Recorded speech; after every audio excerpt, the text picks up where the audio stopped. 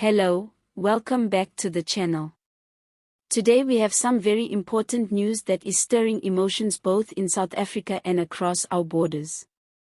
I encourage you to listen carefully till the end so you can hear the sources and even try to verify this news for yourself. And before we get into it fully, please don't forget to subscribe to the channel so you can stay updated with all the latest developments. Now, let's dive in. There's been a major outcry from Zimbabwe, particularly from the ruling party, Zanu-PF, after Operation Dudula intensified its stance on foreign nationals in South Africa's healthcare system. The debate has quickly taken on strong language, with Zimbabwe accusing Operation Dudula of fueling xenophobia after its campaign against undocumented foreigners seeking treatment at South African hospitals. Zanu-PF has gone further to question whether South Africans are still practicing the principle of Ubuntu, or whether that spirit has been replaced with open hostility against fellow Africans. This issue is not new, but it has taken on a sharper edge in recent months as Operation Dudula has staged protests at hospitals, demanding that foreign nationals, especially Zimbabweans, be denied access to healthcare. For Zimbabweans, this is not just a distant political matter. Many of them rely heavily on South Africa's health system due to shortages, underfunding, and challenges back home. In fact, countless Zimbabwean families cross the border for medical care, some even in life-threatening situations, because their own health facilities are often unable to provide critical services. Zanu-PF spokespersons have come out strongly against these developments. They have accused Operation Dudula of dehumanizing Zimbabweans and argued that denying healthcare is a direct violation of international human rights.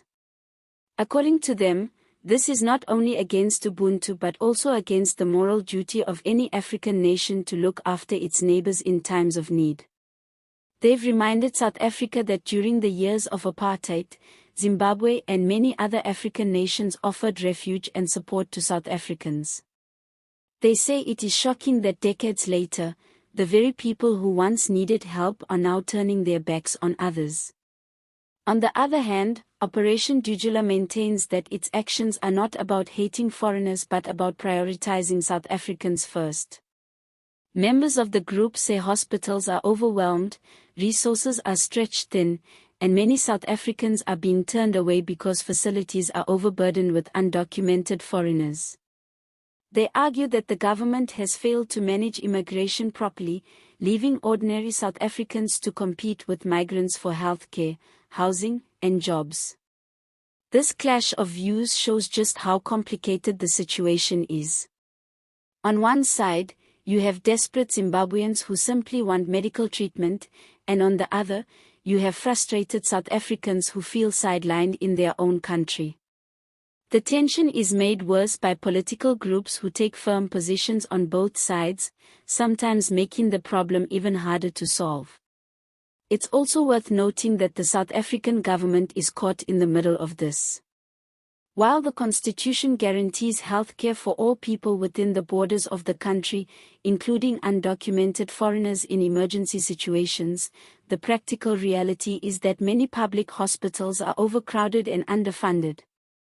This has left both citizens and migrants dissatisfied, creating a pressure cooker environment where movements like Operation Dudula find strong support. Zanu-PF, however, is not backing down. They've warned that treating Zimbabweans in this way could strain relations between the two countries. They've even suggested that the actions of groups like Dudula may spark diplomatic tensions if they continue unchecked. Some have even raised concerns that such hostility could spill over into violence if not addressed urgently. For many ordinary South Africans, this issue is not just about politics but about survival. Imagine being a mother who has been queuing at a clinic for hours with a sick child, only to be told the resources are limited because the facility is overwhelmed. On the other side, imagine being a Zimbabwean parent who had no choice but to cross the border because the hospitals back home are crumbling. These are real-life struggles, and unfortunately, they get reduced into shouting matches about xenophobia or Ubuntu. When you step back and look at the bigger picture, it's clear that both sides have valid points. South Africa cannot be expected to carry the weight of an entire region's healthcare problems, but at the same time, basic humanity calls for compassion, especially when lives are at risk. Ubuntu, which means I am because we are, reminds us that our humanity is tied to each other. If we abandon that, what kind of society are we building? The sad truth is that healthcare is a scarce resource, and the lack of effective planning and regional cooperation has worsened the problem. Until leaders from both South Africa and Zimbabwe come together to address the root causes, ordinary people will keep clashing at clinics and hospitals. So where does this leave us? For now, it seems tensions will continue to rise. Zanu-PF will keep pressing the issue, Operation Dudula will not slow down its protests, and South Africa's health facilities will remain under strain. The question that lingers is whether South Africa will choose the path of Ubuntu, offering a helping hand despite the challenges, or whether fear of being overwhelmed will push the country further into hostility and xenophobic attitudes. As always, the truth often lies somewhere in the middle. Compassion and practicality need to meet. But for that to happen, the governments involved must show leadership. It's not enough to blame Dudula or accuse Zimbabweans of overwhelming the system. Regional solutions are needed, otherwise the cycle of anger and blame will never end. On a lighter note, it almost feels like the debate has become a football match, with Zanu-PF shouting from the stands and Dudula charging on the field. Only this is not a game, it's people's lives at stake. And to be honest, if Ubuntu was a referee, it would probably be blowing the whistle non-stop by now. Please make sure to subscribe to the channel so you don't miss updates on this ongoing issue and many others. And do watch till the end because as always, we provide the sources so you can check and verify the news for yourself. All images used are for illustration purposes only.